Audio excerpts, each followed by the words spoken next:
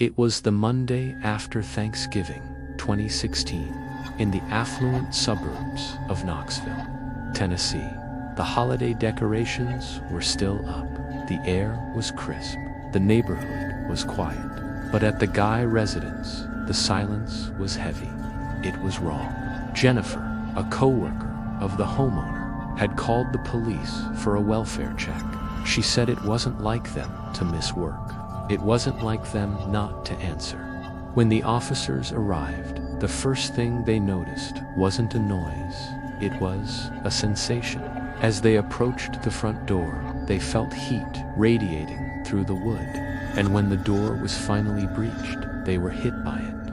A wall of stifling, humid heat, combined with a chemical odor so potent, so artificial, that it made the eyes water and the throat close up. It smelled like bleach, like industrial cleaner. And underneath that, something sweet, something that shouldn't be there. The officers stepped inside. The house was immaculate. The Christmas tree was up, but on the floor, they saw a pile of clothes, a wallet, and then they noticed the thermostat. It had been cranked to 90 degrees. The house was not a home anymore.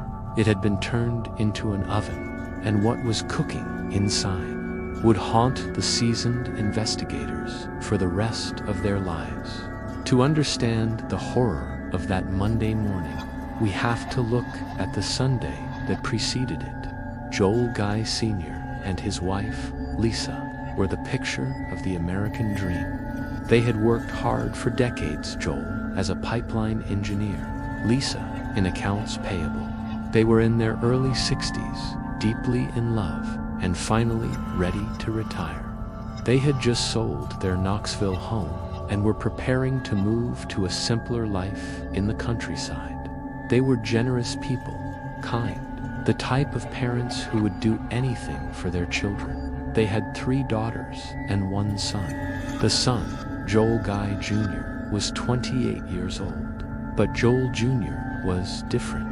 He didn't have the same drive as his sisters. For nearly a decade, he had been a professional student at Louisiana State University. He had no job. He had no career. He had no social circle that anyone knew of. His life was entirely subsidized by his parents. Rent, food, tuition, gas. Joe Sr. and Lisa paid for everything.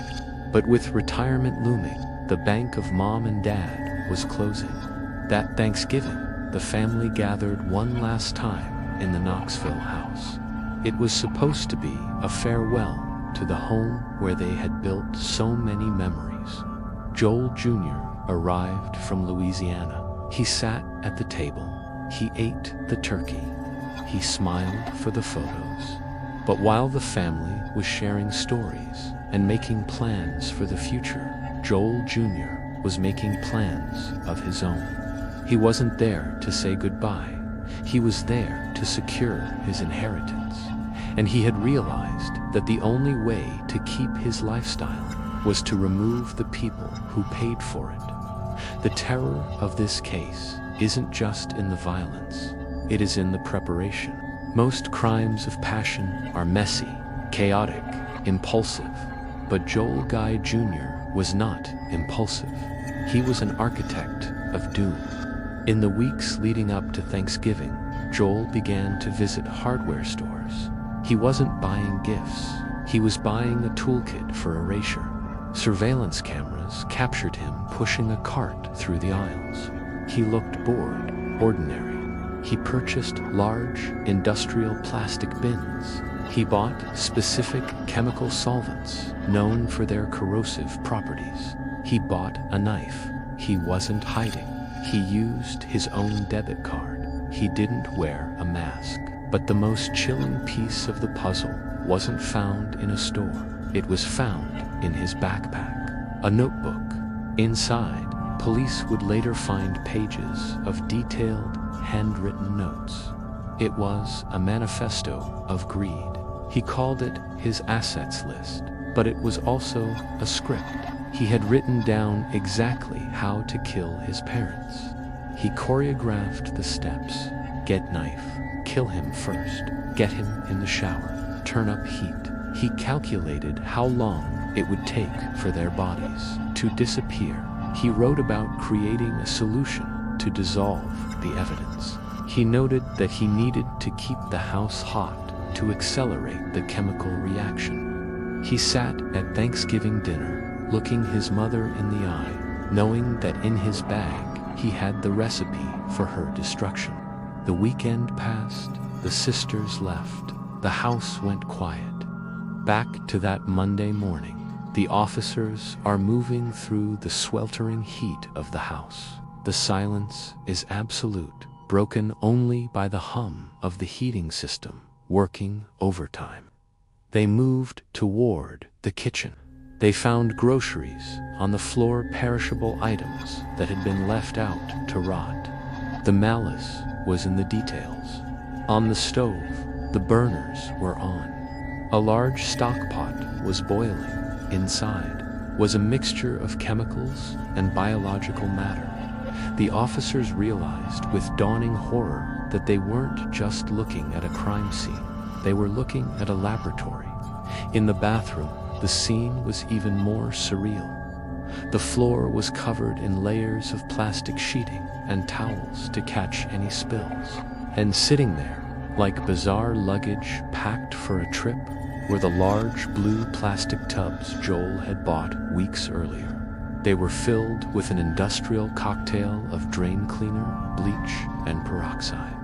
Inside those tubs were Joel and Lisa Guy. The son had not just taken their lives, he had attempted to liquefy them. He wanted to turn his parents into nothing more than sludge that could be flushed away, leaving him with the house, the insurance, and the silence. But he had made a mistake. The chemicals were strong, but the human body is resilient. The process was slower than he anticipated. The heat, intended to speed up the reaction, only served to preserve the horror for the police to find. The grocery list, the receipt for the chemicals, the notebook. He had left it all behind in his haste to flee. Joel Guy Jr. was arrested in the parking lot of his apartment complex in Louisiana. He watched the officers approach with the same blank expression he had worn at Thanksgiving dinner. When the case went to trial, the defense didn't argue that he didn't do it. The evidence was overwhelming. The notebook, the book of premeditation, was read aloud to the jury. It detailed a mind that had completely divorced itself from humanity.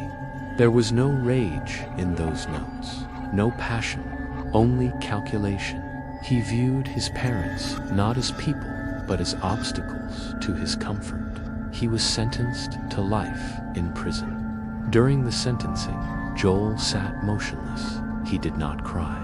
He did not apologize. He simply stared forward, perhaps still calculating where his formula had gone wrong. The house on Golden View Lane stands empty.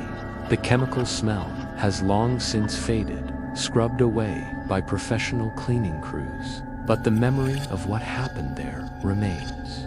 It is a reminder that sometimes the monsters aren't hiding in the dark. Sometimes they are sitting right next to you at the holiday table, passing the potatoes and waiting for the right moment to strike. This was the Thanksgiving horror, a tragedy not of passion, but of cold, dissolving greed. If you found this case disturbing, there are thousands more hiding in the archives. Subscribe and turn on notifications. You don't want to be left in the dark.